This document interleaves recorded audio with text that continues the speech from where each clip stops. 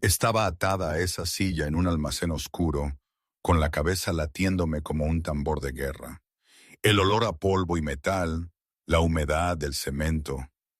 Vicente Vega, con esa sonrisa fría y un arma que parecía una extensión natural de su mano, me miraba fijamente.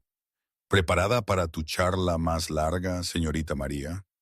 Su voz era un susurro helado. Sentí el cañón frío rozar mi sien y el pánico me arañó la garganta. Esto era lo que significaba amar a Carlos Moretti. Esto era el precio. Pero, ¿cómo demonios había llegado hasta aquí? Mi historia no empieza en este almacén mugriento. No, ni con una pistola en la cabeza.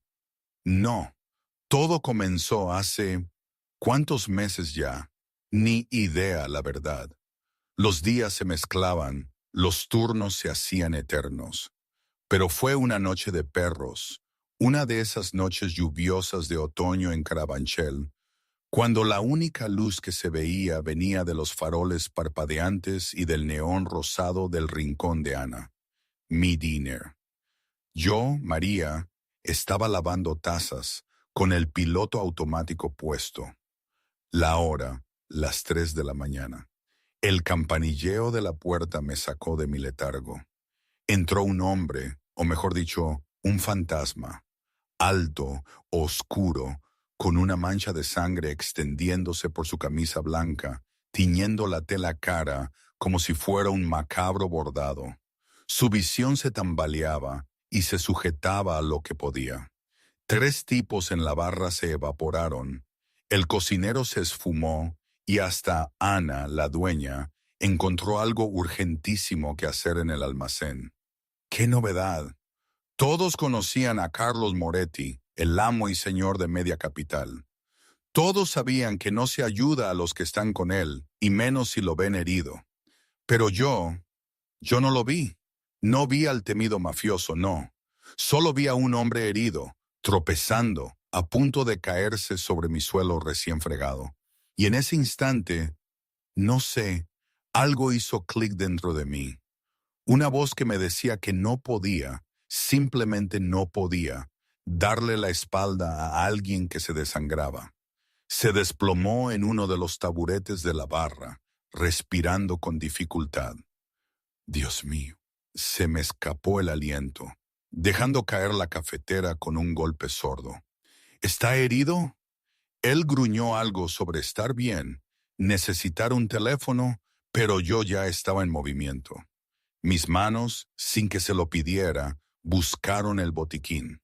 La adrenalina me nublaba la vista, pero pude ver la herida superficial en sus costillas.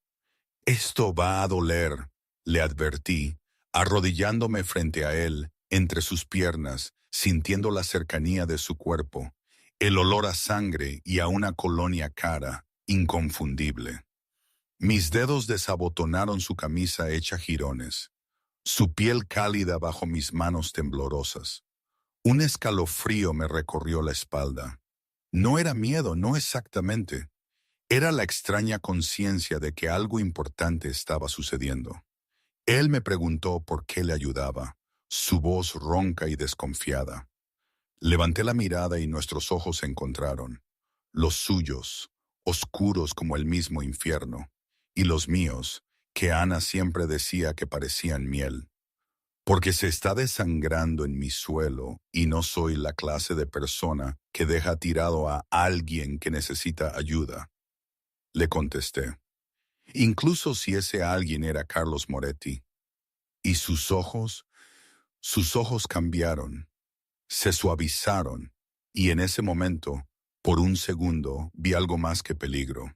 Vi un atisbo de vulnerabilidad. Se me ocurrió que esto era, en cierto modo, una traición a todo lo que había aprendido de mi padre. Siempre me dijo, hija, confía en la gente, pero mira bien sus ojos. Y si algo suena demasiado bueno para ser verdad, probablemente lo sea. Él hablaba de los charlatanes del mercado de abastos, pero aquí estaba yo, en mi pequeño diner, con un hombre que emanaba poder y problemas. Un hombre que parecía demasiado.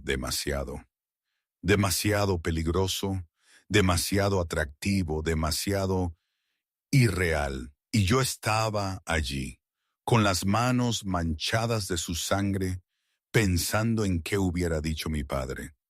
Quizás que era una imprudente, o quizás que, por una vez, no me había equivocado al mirar a los ojos. ¿Quién sabe? La vida, a veces, te obliga a romper tus propias reglas. Sus hombres llegaron al cabo de poco. José, su segundo al mando, entró como un torbellino, con otros 5 detrás. El lugar se llenó de ruido y armas. Carlos, te hemos buscado por todas partes. Empezó, pero se cayó al vernos. Él, con la camisa abierta, yo en el suelo terminando de vendarle. La mirada de José pasó de mí al jefe, una mezcla de sorpresa y algo que no pude descifrar. Carlos se puso de pie con cautela, sus ojos fijos en los míos. Pude ver el miedo, sí, por fin, destellar en mi mirada al ver a esos hombres armados, y él lo odió. Odiaba que yo sintiera miedo por su culpa. Me ordenó a José que pagara los daños y dejara una propina muy generosa, además de asegurar que el lugar tuviera seguridad, que nadie trabajara solo. ¿No os parece eso ya de por sí algo alucinante? Como si un hombre de su calibre, en su mundo, pudiera simplemente decidir que la vida de una camarera de barrio necesitaba protección. Recuerdo que sentí una mezcla de indignación y una extraña calidez. ¿Cómo podía ser tan controlador y tan protector a la vez? Era como si se hubieran metido 2 personas diferentes en el mismo cuerpo. No sé, a veces me preguntaba si yo estaba cuerda o si toda esta situación era una broma de muy mal gusto. En mi antiguo pueblo se habrían reído a carcajadas. Aquí, en la ciudad, en este tipo de mundo, era la cruda realidad, y yo, sin saberlo, ya estaba atrapada. Me negué a aceptar su caridad, aunque mi voz temblaba. No le necesitaba a él ni a su protección. Pero Carlos no era de los que discutían. Simplemente se acercó, sus ojos buscaban los míos, y me susurró mi nombre. Luego me pidió que usara el suyo. Nadie que me ha visto sangrar me llama señor Moretti, dijo. Y la forma en que pronunció mi nombre, María, fue, no lo sé, era como una promesa, un rezo. Todas las veces que había oído mi nombre, había sido normal, mundano. Él lo hizo sonar como algo que había que proteger. Y luego se fue, pero no sin antes decir, te volveré a ver, María. No era una pregunta. Yo dije que no me volvería a ver, pero ya sabía que mentía. Los 1.000 euros que José dejó sobre la barra a la mañana siguiente, junto con los 2 guardaespaldas discretos pero inamovibles apostados fuera del rincón de Ana, no tardaron en convencerme de que no había sido un sueño febril. Ana, mi jefa, se encogió de hombros con una sabiduría cansada. Cariño, si Carlos Moretti decide que necesitas protección, la tienes. Luchar contra eso solo lo empeora. Acéptalo con gracia y sigue con tu vida. Fácil decirlo para ella. El uniforme nuevo llegó al día siguiente. Rosado, sí, pero de una tela suave, costosa, hecha a medida para mí. Una pequeña nota, con una inicial, L. No deberías trabajar con ropa con agujeros. Se había dado cuenta. En medio de la sangre y el caos, se había fijado en los parches de mi uniforme viejo, en cómo remendaba los sitios rotos porque no tenía dinero para uno nuevo. ¡Ay, María!, suspiró Ana leyendo la nota por encima de mi hombro. Cuando hombres así empiezan a fijarse en esos detalles, no hay vuelta atrás. Yo me negué. No me interesan hombres como esos, ni el peligro ni los crímenes que vienen con su mundo. Lo dije, con el corazón acelerado, y guardé el uniforme. Pero él, Carlos, no desapareció. Esa noche, Al salir del trabajo a medianoche, lo encontré recostado en su coche, con las manos en los bolsillos, la silueta recortada contra la penumbra de la calle. Me miró de arriba abajo. «Llevas el uniforme viejo», dijo. «No acepto regalos de extraños», repliqué. «No somos extraños, María». Su voz se volvió más grave, íntima. «No después de que te arrodillaste entre mis piernas y tus manos tocaron mi piel. No después de que decidiste ayudarme cuando todos los demás huyeron. Debería haberme ido. Debería haberle dicho que me dejara en paz. Pero me encontré acercándome, como si una fuerza invisible me arrastrara. «¿Por qué estás aquí, Carlos?» «Porque no he dejado de pensar en ti», dijo, con la sencillez de una verdad innegable. «Porque eres la primera persona en 10 años que me ha mirado y ha visto a alguien que merecía ser salvado, en lugar de algo a lo que temer. Debería ser temido», le susurré, la voz apenas audible. «Todo el mundo lo dice.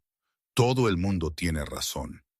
Él se acercó un paso más y pude oler su colonia, cara y oscura.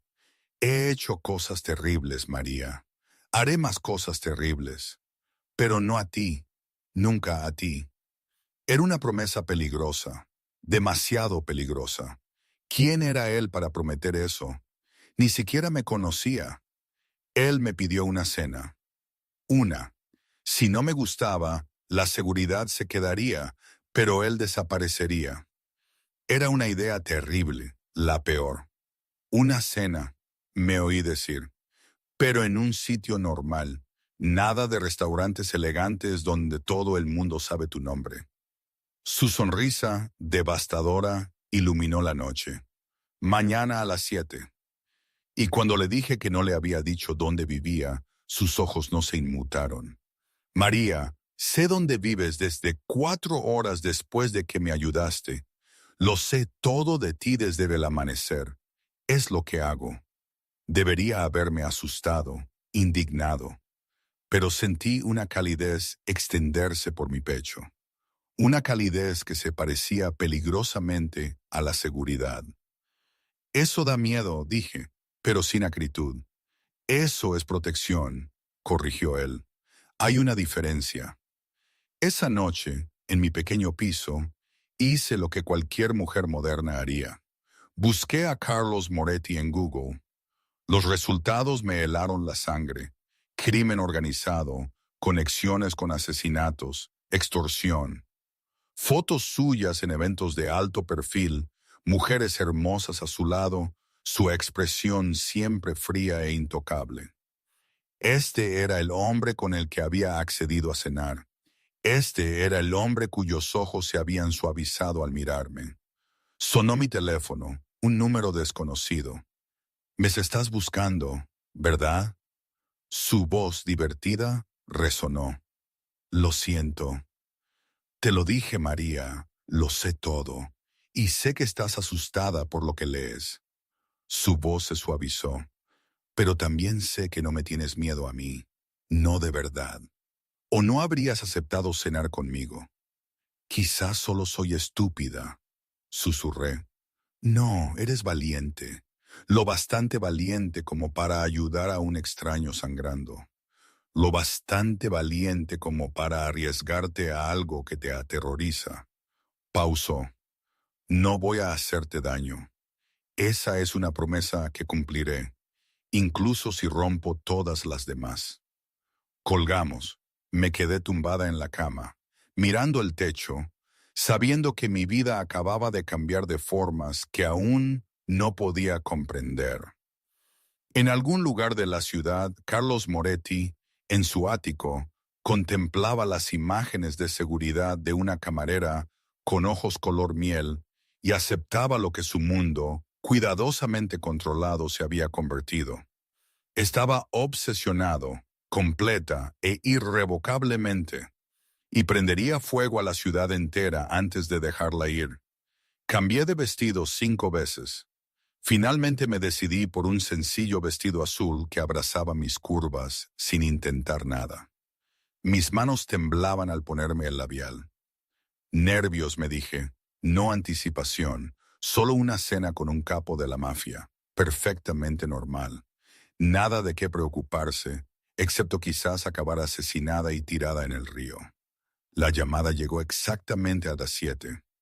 Carlos estaba en mi puerta, vestido con vaqueros oscuros y una camisa negra. Informal, pero caro.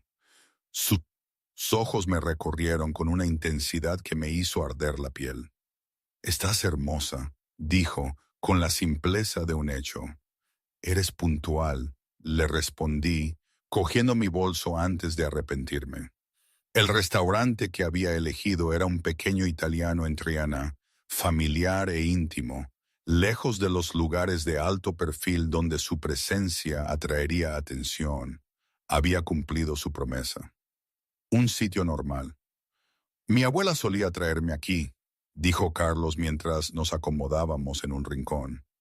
«Antes de que todo cambiara, antes de que me convirtiera en lo que soy». Le observé por encima del mantel a cuadros. «¿Qué eras antes?» Un niño que amaba la pasta de su abuela y creía que la gente buena era recompensada. Su sonrisa era amarga. La vida me enseñó otra cosa. Me contó sobre Miguel, su sobrino, al que había criado tras la muerte de su hermana. «Pero no quiero hablar del pasado esta noche», dijo, extendiendo su mano sobre la mesa y rozando la mía. «Quiero saberlo todo de ti». Le hablé de mi infancia en un pueblo de Ohio, de la muerte de mi madre cuando tenía 16, de cómo me pagué la universidad trabajando en 3 sitios, de mis sueños de escritora al mudarme a Madrid, sueños que habían terminado sirviendo mesas porque no pagaban el alquiler. Carlos escuchaba como si cada palabra importara. Sus ojos nunca abandonaban mi rostro, su pulgar acariciando distraídamente mi muñeca, donde nuestras manos se habían entrelazado. «¿Todavía escribes?» No era una pregunta. «¿Cómo lo sabes?» Me mostró mis dedos, manchas de bolígrafo, y un callo en el dedo corazón de sujetarlo demasiado tiempo. Volcó mi mano con suavidad, examinando la evidencia. «¿En qué trabajas?» «No es nada, solo historias tontas». «Nada de lo que crees podría ser tonto, María». La convicción en su voz me oprimió el pecho. «Cuéntame». Y lo hice, titubeante al principio, luego ganando confianza a medida que él hacía preguntas que demostraban que me estaba escuchando de verdad. Cuando llegó nuestra comida, yo le estaba describiendo mi novela en progreso, un romance sobre amores imposibles y segundas oportunidades. Y Carlos me miraba con algo que peligrosamente se parecía a la devoción. «Quiero leerlo», dijo. «Cuando estés lista para compartirlo, quiero ser la primera persona que lea tus palabras». «¿Por qué?», le pregunté sin aliento. «Porque quiero saber cómo ves el mundo. Quiero entender qué te hace creer en finales felices cuando todo en tu vida te ha enseñado que no existen». Se inclinó. «Y porque soy lo suficientemente egoísta como para esperar que escribas uno para nosotros». «No hay un nosotros», susurré, pero sonó a mentira incluso para mí misma. «Todavía no», asintió, «pero lo habrá». Hablamos durante horas. El restaurante se vació a nuestro alrededor, el dueño sabiendo que era mejor no apurar a Carlos Moretti. Y yo me encontré riendo más de lo que había reído en años. Era divertido cuando se permitía ser autocrítico con su falta de habilidades culinarias y su pésimo gusto en películas. Me habló de Miguel, su sobrino, a quien había criado después de que su hermana muriera, sobre el peso de la responsabilidad y la imposibilidad de ser tanto figura paterna como monstruo. «No eres un monstruo», le dije en voz baja. «No sabes lo que he hecho. Sé que te fijaste en los agujeros del uniforme de una camarera. Sé que te aseguraste de que estuviera a salvo, incluso cuando te dije que no lo necesitaba. Sé que estás aquí, en el restaurante favorito de tu abuela, confiándome partes de ti que no le muestras a nadie más. Le apreté la mano. Los monstruos no hacen eso. Carlos me miró como si hubiera realizado un milagro, como si hubiera dicho algo imposible y verdadero. ¿Me ves?, suspiró. ¿De verdad me ves? Sí. Sí, admití. Y me aterra, porque soy peligrosa, porque me haces desear cosas que me he convencido de que no puedo tener. Mi voz apenas un susurro, porque cuando me miras así, olvido todas las razones por las que debería huir.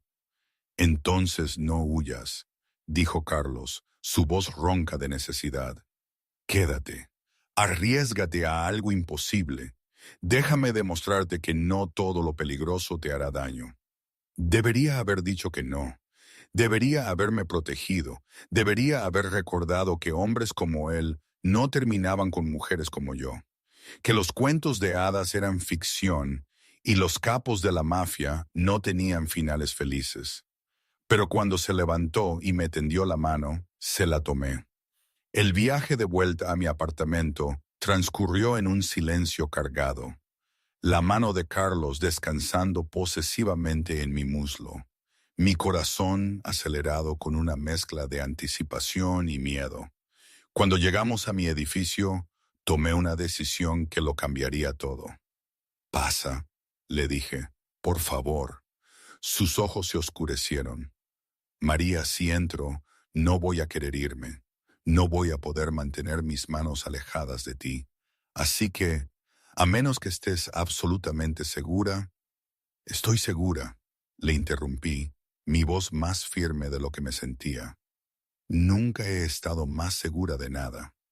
Me besó, luego me pegó a la puerta de mi apartamento.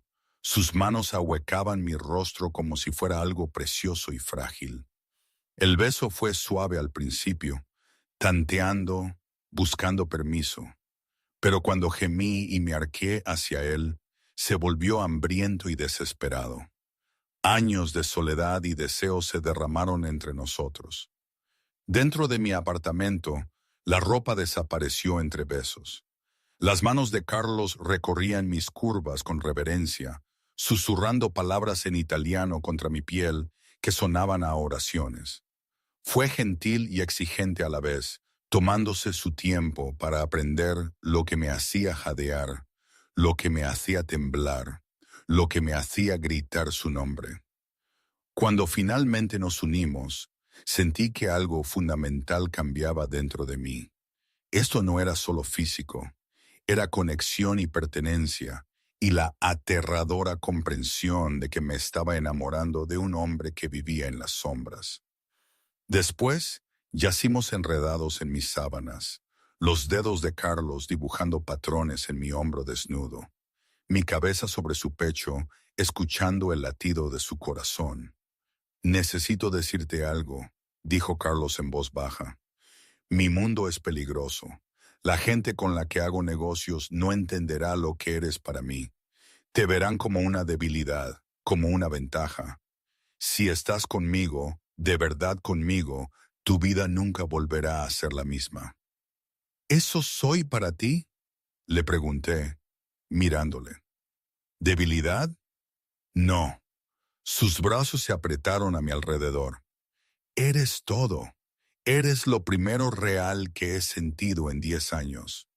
La primera persona que me hace querer ser mejor de lo que mi padre me convirtió». Me besó la frente. «Pero eso significa que tengo que protegerte. Eso significa seguridad y reglas. Y renunciar a trozos de tu libertad para estar a salvo. ¿Y si no estoy preparada para eso? ¿Y si esto va demasiado rápido? Entonces vamos más despacio», dijo simplemente. «Pero María, entiende esto. Lo que pasó esta noche lo cambió todo para mí. No me voy a ir. No voy a desaparecer. Estoy en esto. Sea lo que sea, mientras me tengas». Quería creerle. Quería confiar en que lo imposible que crecía entre nosotros podía sobrevivir en el mundo real. Pero el miedo me susurraba dudas. Me recordaba que los hombres decían cosas en la oscuridad que no cumplían a la luz del día. Como si leyera mis pensamientos, Carlos me levantó la barbilla, sus ojos fieros. Sé que tienes miedo. Sé que piensas que me despertaré mañana y me arrepentiré de esto. Me arrepentiré de ti, pero no lo haré. Ahora eres mía, María, y yo protejo lo que es mío. Me dormí en sus brazos, sintiéndome más segura que en años. Pero cuando el alba se coló por mis ventanas, cuando el teléfono de Carlos vibró con mensajes urgentes de su mundo, la realidad se hizo presente. Para cuando desperté, Carlos ya se había ido. La única evidencia de que había estado allí era una nota en mi almohada, escrita con una letra masculina fuerte. Tuve que atender asuntos. José está fuera. No discutas sobre la seguridad.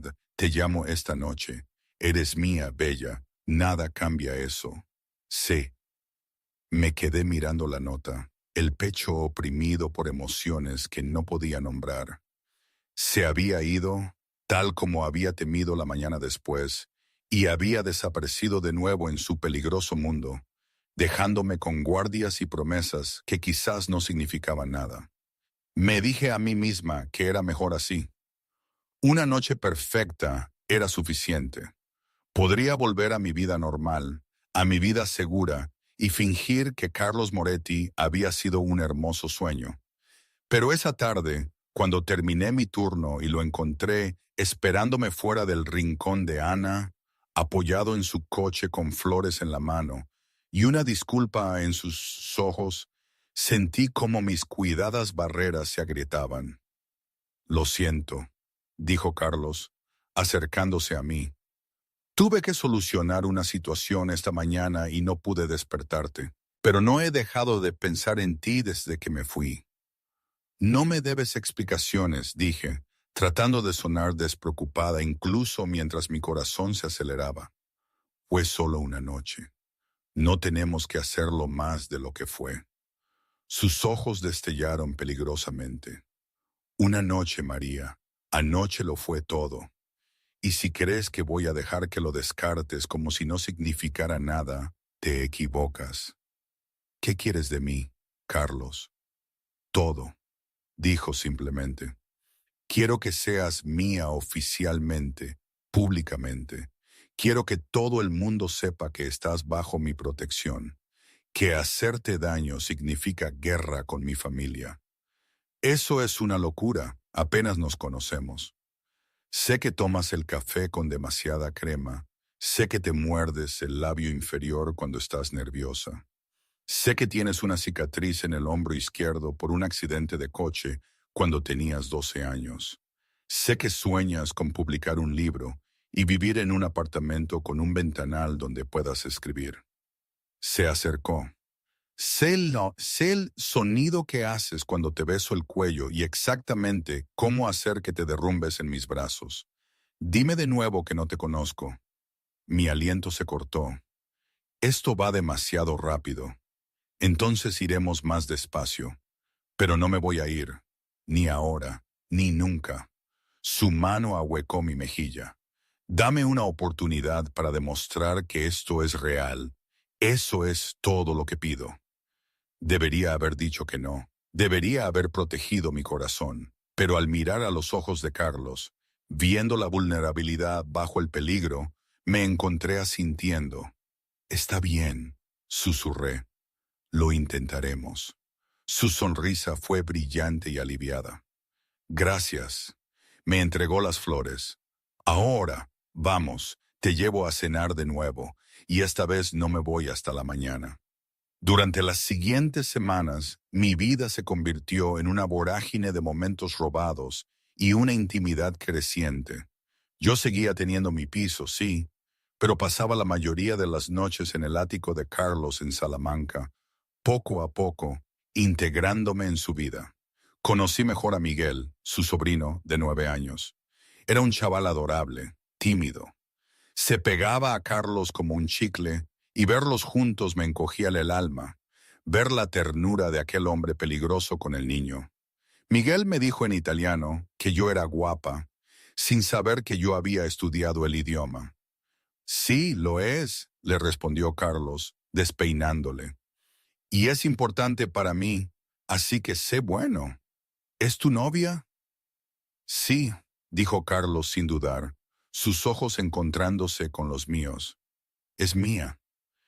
Esa posesividad me envió una corriente cálida por las venas. Esa noche, después de acostar a Miguel, Carlos me llevó al balcón de su ático. Quiero que te mudes conmigo, dijo abruptamente. Mis ojos se abrieron de par en par. ¿Qué? Tu piso no es seguro. La seguridad que puedo ofrecer allí es limitada. Aquí puedo protegerte como es debido. Sus manos enmarcaron mi rostro. Y soy egoísta. Quiero despertarme a tu lado cada mañana. Quiero volver a casa contigo cada noche. Te quiero en mi espacio, en mi vida, en cada aspecto que importa. Carlos, eso es una locura. Llevamos 2 semanas saliendo. No me importa. Sé lo que quiero, sé lo que necesito. Su pulgar rozó mi labio inferior. Pero esperaré si necesitas tiempo. Solo que sepas que mi paciencia tiene un límite cuando se trata de ti. Antes de que pudiera responder, su teléfono vibró. Carlos lo miró y toda su actitud cambió, su cuerpo se tensó. ¿Qué pasa? Nada de lo que tengas que preocuparte, dijo, pero su voz se había vuelto fría. José te llevará a casa, tengo asuntos que atender. Carlos, ahora no. María. Me besó la frente, ya apartándose. Te llamo mañana. Lo vi desaparecer en su mundo de sombras y violencia, y el miedo se me encogió en el estómago. Este era mi futuro si me quedaba con él, siempre preguntándome si volvería a casa, siempre en segundo plano frente a sus peligrosos asuntos, siempre esperando el momento en que su mundo nos consumiera a ambos. Cuando José me llevó a casa, ya había tomado una decisión. Necesitaba espacio para pensar, para respirar, para averiguar si amar a Carlos Moretti valía el precio. No contesté a sus llamadas al día siguiente ni al otro. Me lancé al trabajo, a escribir, a fingir que mi corazón no se rompía con cada mensaje ignorado. Pero al tercer día, Carlos apareció en el rincón de Ana durante la hora punta del almuerzo. Su expresión era tormentosa. ¿Por qué me evitas? No lo hago, solo estoy ocupada. Su mano me sujetó la muñeca, suave pero insistente. No me mientas, María. Después de lo que hemos compartido, me debes honestidad. Bien, ¿quieres honestidad? Me zafé, la voz temblorosa. Tengo miedo, Carlos. Miedo de tu mundo.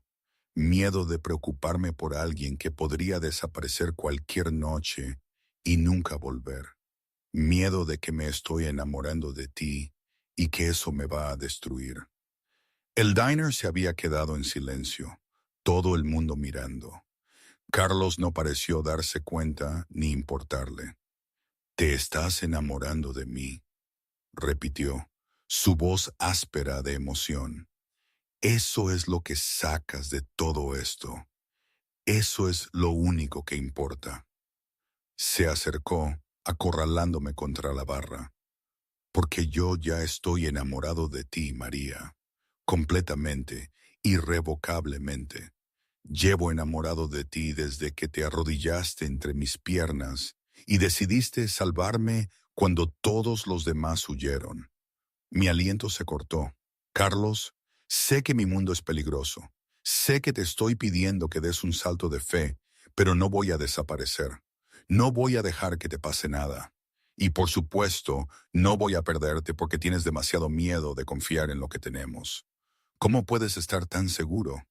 Porque me he pasado toda mi vida haciendo que las cosas imposibles sucedan. Y tú, Bella, tú eres lo más importante y lo más imposible que he deseado». Ahuecó mi cara con sus manos. «Así que sí, ten miedo, pero ten miedo conmigo». no lejos de mí. Sentí las lágrimas rodar por mis mejillas y Carlos las secó con sus pulgares. A nuestro alrededor, el diner seguía en silencio. Todo el mundo mirando al capo de la mafia declarar su amor en medio de la hora punta del almuerzo. Está bien, susurré. Está bien, lo intentaré. Eso es todo lo que pido.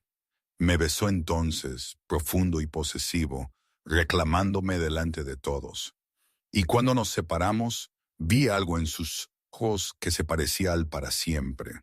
Pero para siempre, pronto lo aprendería, venía con un precio. El mes siguiente transcurrió entre momentos robados y una intimidad creciente. Como os he dicho, mantuve mi piso, pero la mayoría de las noches las pasaba en el ático de Carlos.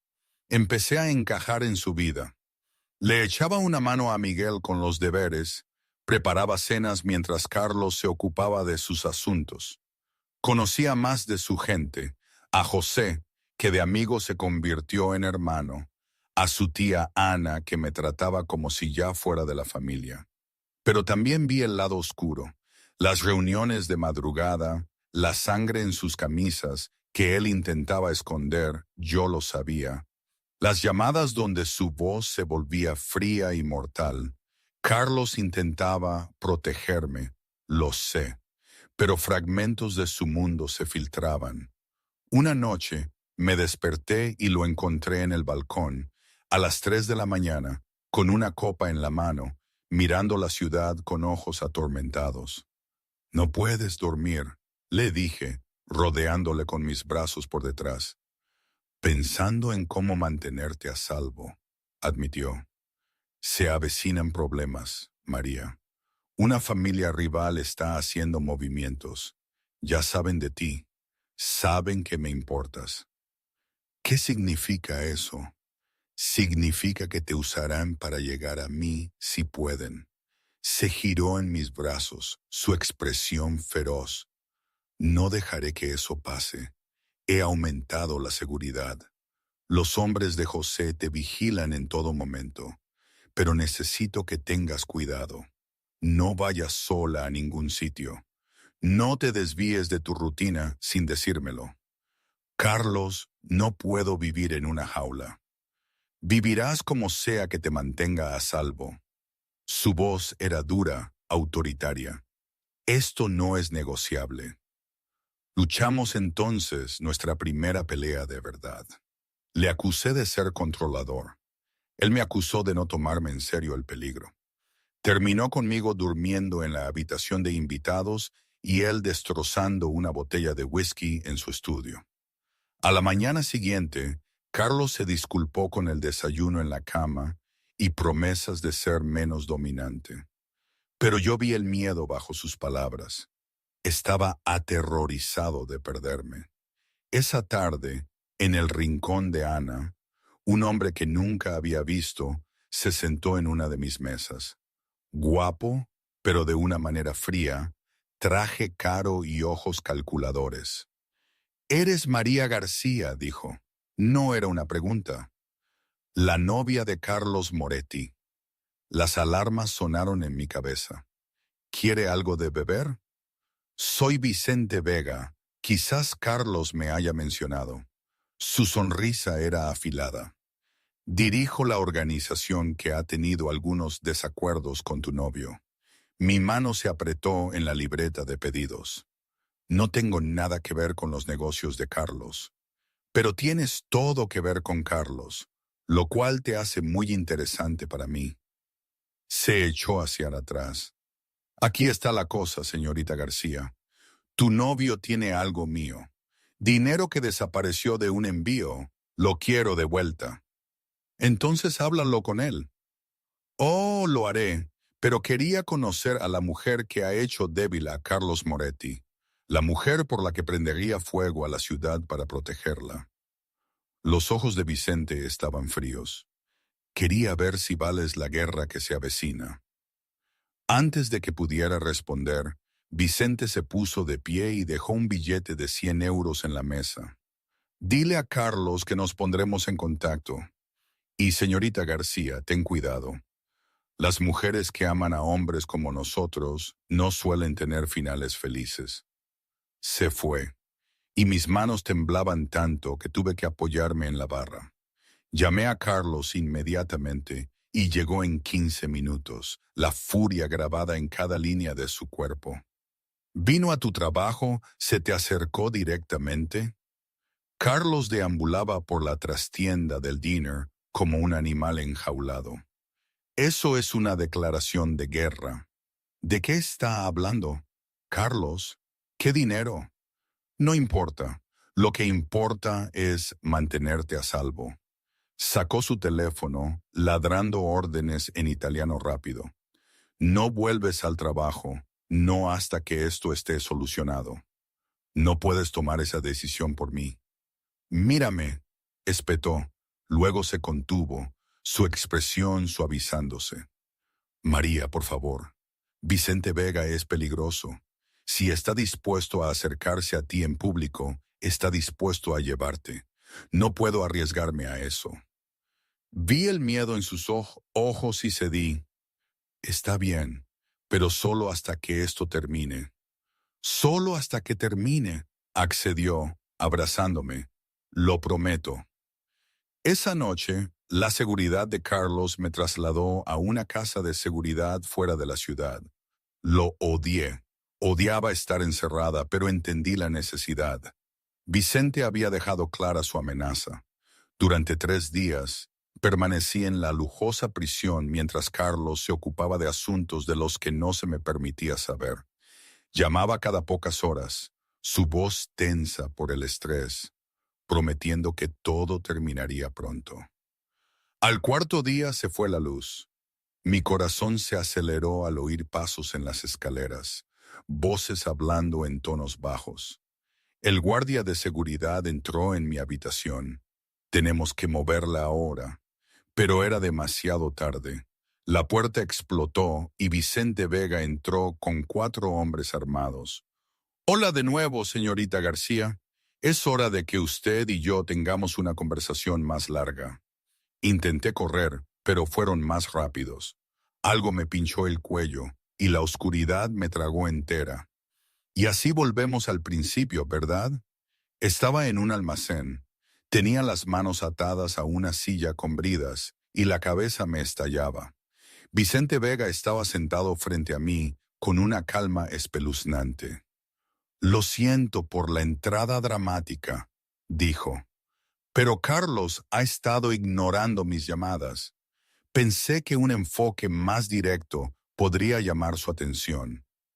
Te matará por esto, dije, mi voz más firme de lo que me sentía. Probablemente, pero no antes de que recupere mi dinero. Vicente consultó su teléfono. Le he enviado tu ubicación. Tiene 2 horas para traerme lo que me debe, o empezaré a enviarle trozos de ti. El terror me arañó la garganta, pero me obligué a respirar. Carlos vendría. Tenía que creerlo. 90 minutos después, las puertas del almacén explotaron y Carlos entró con 20 hombres armados, su expresión más aterradora que cualquier cosa que hubiera visto. Suéltala, Vicente. Esto es entre nosotros. El dinero primero, replicó Vicente. Un arma apareció de repente en su mano, apuntando a mi cabeza. Luego podrás recuperar a tu pequeña mascota. Lo que vino después fue el caos, disparos, hombres gritando. Yo, María, gritando mientras Vicente me arrastraba, usándome como escudo. Sentí la presión fría del arma contra mi sien. Vi el rostro de Carlos contraerse de rabia y miedo. Cometiste un error al tocarla, dijo Carlos, su voz mortalmente tranquila. Pase lo que pase aquí, mueres esta noche. Entonces ella muere conmigo, gruñó Vicente. Pero había subestimado 2 cosas: lo bien entrenados que estaban los hombres de Carlos y lo mucho que yo había aprendido de él sobre la supervivencia. Esa defensa personal que me enseñó en momentos de juego, entre besos y caricias. La forma de mover mi peso y caerme de repente, convirtiéndome en peso muerto. Hice exactamente eso y el arma se disparó. La bala me rozó por centímetros. Antes de que Vicente pudiera ajustar su puntería, 3 de los hombres de Carlos abrieron fuego. Vicente Vega murió antes de que su cuerpo tocara el suelo. Carlos estuvo a mi lado al instante, cortando mis ataduras, sus manos recorriendo mi cuerpo, comprobando si tenía heridas. ¿Estás herida? ¿Te tocó? María, háblame. Estoy bien, jadeé. Estoy bien. Me atrajo a sus brazos, abrazándome tan fuerte que apenas podía respirar, y sentí que temblaba. Pensé que te había perdido. Cuando recibí esa foto tuya atada, Su voz se quebró. No puedo perderte, María. Eres todo. Lo sé, susurré. Lo sé. Nos abrazamos en ese almacén mientras sus hombres limpiaban el desastre, y yo acepté lo que había estado negando. Amaba a este hombre completa, aterradoramente, y su mundo siempre sería peligroso. Pero amarlo valía el riesgo. Una semana después, con la policía apagada y los cuerpos desaparecidos, Carlos me llevó de vuelta al lugar donde nos conocimos por primera vez. El rincón de Ana, a las 3 de la mañana. El lugar donde todo empezó. Quiero enseñarte algo, dijo, llevándome al taburete donde me había arrodillado entre sus piernas hacía todas esas semanas. Allí, grabado en la parte inferior de la mesa, había una inscripción. CEM Plus María, la noche en que todo cambió. ¿Hiciste esto? Pregunté, con lágrimas en los ojos.